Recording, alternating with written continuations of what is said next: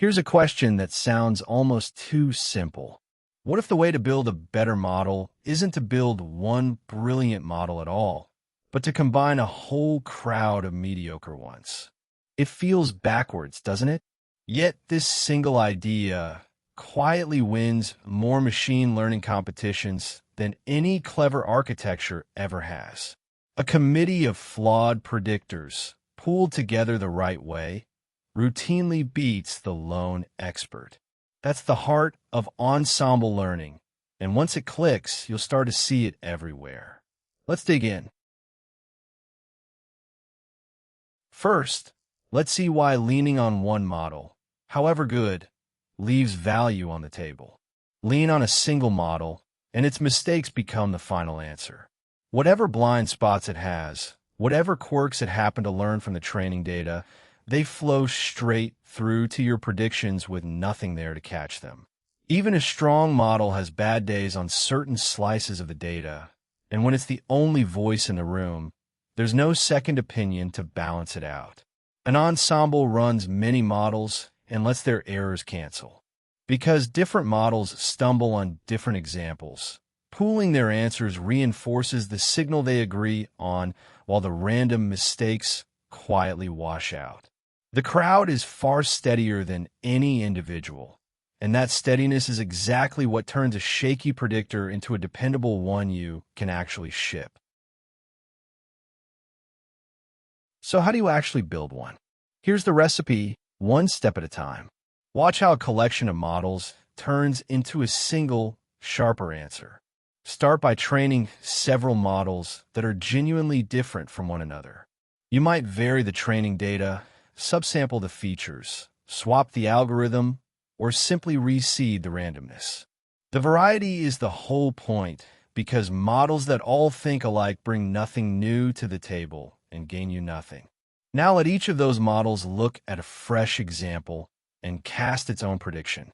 One tree says yes, another leans no, a third is genuinely unsure. On any single input, you get a spread of opinions rather than one lonely guess. And that spread is the raw material we're about to exploit. Then combine those opinions into one. For classification, you take a vote. For regression, you average. And in the most sophisticated setups, a small metamodel learns exactly how much to trust each member.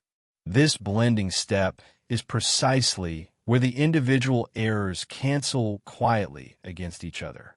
The blended answer that comes out is more accurate and more robust than any single member produced on its own.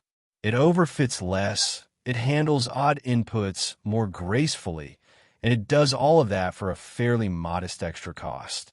That reliability is why ensembles show up in almost every serious solution.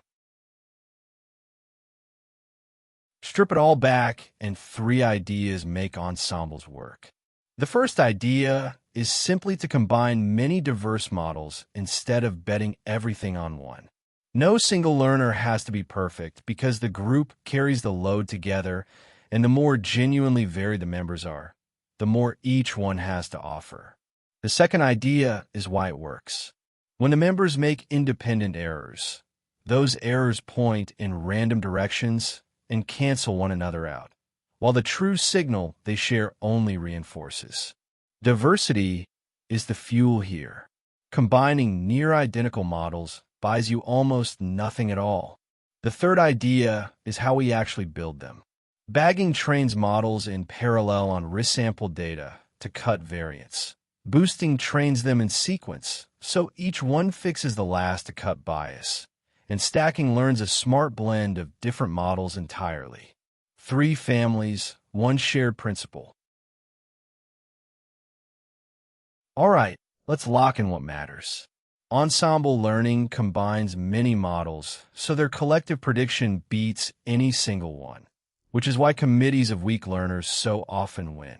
It works because diverse models make independent errors that cancel when you average or vote, while the signal they share only gets stronger.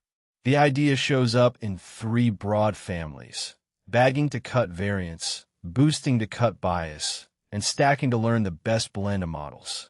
The cost is real too, more compute and less transparency, though tools like feature importance and SHAP help you peek inside. If untangling machine learning this way is your thing, a whole library of it is waiting for you at Standarity.com. Come learn with us.